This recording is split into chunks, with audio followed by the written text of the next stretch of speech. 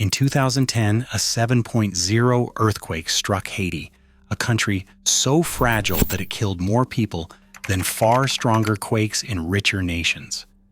No building codes, crushing poverty, and ignored warnings set the stage for devastation on a scale the world had never seen. Why was Haiti uniquely doomed? And could it happen again? The answer begins with what held the entire nation together until the ground gave way. Haiti entered 2010 near the bottom of the world's Human Development Index, ranked 149th out of 182 countries.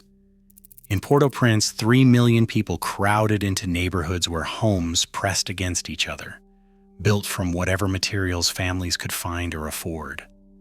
2 million lived as squatters with no legal claim to the land beneath their feet. Across the city, concrete walls and roofs rose without plans or oversight. No national building codes existed. Engineers had warned for years that the city's patchwork of self-built homes, shops, and even schools would not survive a serious disaster. Most structures relied on slender columns and brittle blocks, often assembled with low-quality cement and smooth steel bars that offered little strength. Foundations were shallow, sometimes just a layer of stones and mortar, resting on soft soils that amplified shaking. The city's rapid growth and desperate poverty meant that speed and cost always outweighed safety. In hillside districts, families added rooms or extra stories wherever space allowed, rarely considering the risk. Without regulations, each new building increased the danger. Unlike neighboring countries that enforced seismic standards, Haiti's government lacked the resources and stability to set or police construction rules. For decades, warnings about the city's vulnerability went unheeded. When the ground finally moved, the very structures meant to shelter families became the greatest threat.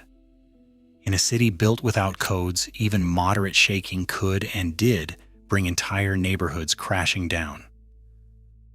For centuries, the island of Hispaniola has carried the scars of powerful earthquakes. In 1751 and 1770, violent tremors shattered Port-au-Prince, toppling churches and homes, forcing survivors to rebuild on fractured ground. The pattern returned in 1842 and again in 1946, each time reminding Haitians of the danger beneath their feet. Port-au-Prince sits almost directly atop the boundary where the Caribbean and North American plates grind past one another, a fault line known as the Enriquillo Plantain Garden Fault. By the early 2000s, teams of geologists and seismologists were tracking its movements with growing alarm. In 2007, scientists warned that the fault had been locked for more than 250 years, quietly storing energy for a quake as strong as 7.2. At conferences and in scientific journals, they outlined the threat. The next rupture would strike close to the capital, where millions lived in fragile homes. Haitian engineers echoed these concerns, calling attention to the city's unchecked construction and the absence of seismic safety measures. In 2008, a Haitian geologist published a stark warning in the national press, urging urgent action. Yet, these alarms faded quickly, lost in the daily struggle against poverty and political turmoil. Unlike neighboring countries that updated their building codes after past disasters, Haiti's warnings stayed on paper.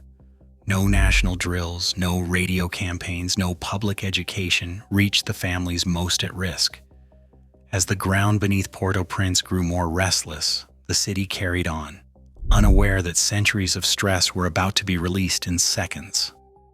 At 4:53 in the afternoon on January 12, 2010, the ground beneath Port-au-Prince began to convulse.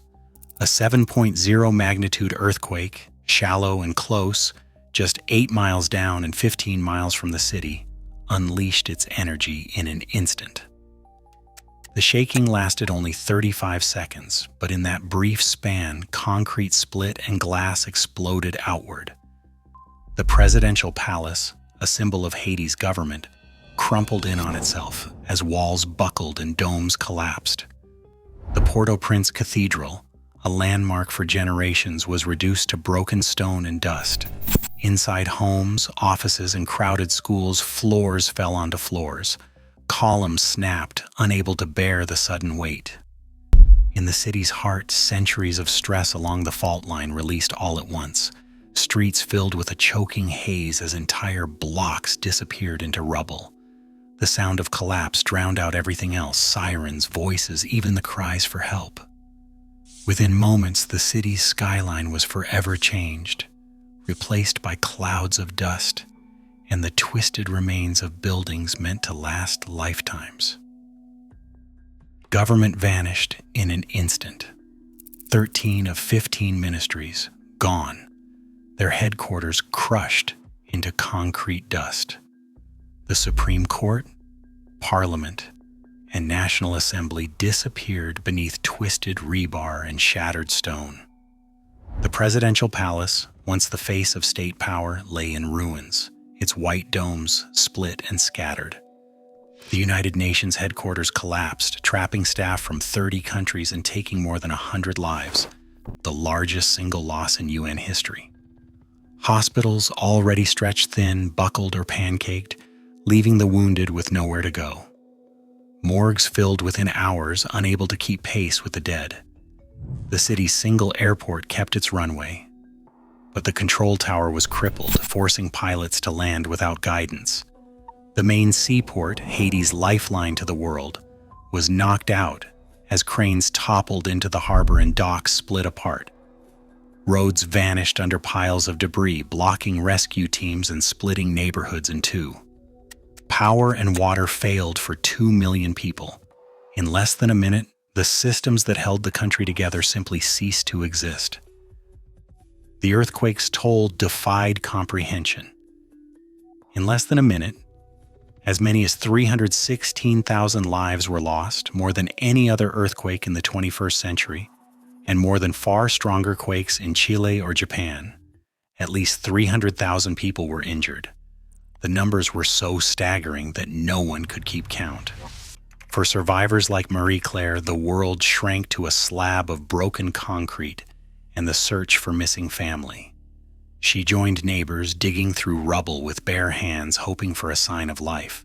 The collapse of the United Nations headquarters killed 102 staff from 30 countries, the largest single loss in the organization's history. The shock rippled outward. Within 48 hours, the United States sent 10,000 troops and rescue teams. The Dominican Republic crossed the border first with water, food, and heavy machinery. Nations from every continent pledged support. President Obama promised, "You will not be forsaken. You will not be forgotten." Donations flooded in. $13.5 billion was pledged worldwide. On a single night, the Hope for Haiti telethon raised $58 million. Volunteers like Luis Mendoza, a firefighter from Mexico, worked side by side with Haitians, pulling survivors from the ruins. The world rushed to help, but the scale of destruction outpaced even the fastest response.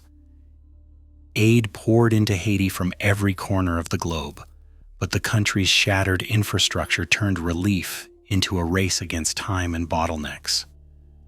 The single airport, with its damaged control tower, became a choke point. Supplies stacked up on the tarmac as flights circled overhead, unable to land. The main port lay crippled for days, and roads were blocked by debris, stranding food and medicine just miles from those who needed them most. In the shadow of the ruined presidential palace, a sprawling tent camp grew to house 30,000 people.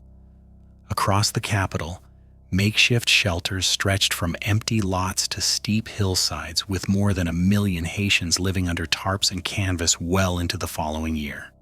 5 years later, 85,000 people remained in 123 tent camps, many built on unstable ground. The question of where billions in aid had gone lingered, as daily life in the camps meant little water, few toilets, and constant uncertainty. In October 2010, a new threat swept through the crowded settlements. Cholera, never before recorded in Haiti, spread rapidly through contaminated water, claiming over 3,300 lives and infecting hundreds of thousands. Doctors like Dr. Jean-Pierre fought to contain the outbreak with limited resources, improvising clinics from shipping containers and tents.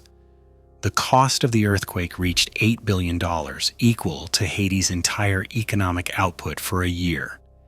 Yet the scars remained long after, as the 2021 earthquake killed thousands more, exposing the same vulnerabilities. Each January 12th, Haitians around the world remember the day their country changed, and the unfinished work of building a future that can withstand what nature brings. Today, most Haitians still face daily reminders of how poverty turns natural hazards into human catastrophes. Earthquakes don't kill, buildings do. Until the world invests in safe infrastructure for all, disaster remains a question of where, not if. The lesson is clear, the choice is ours.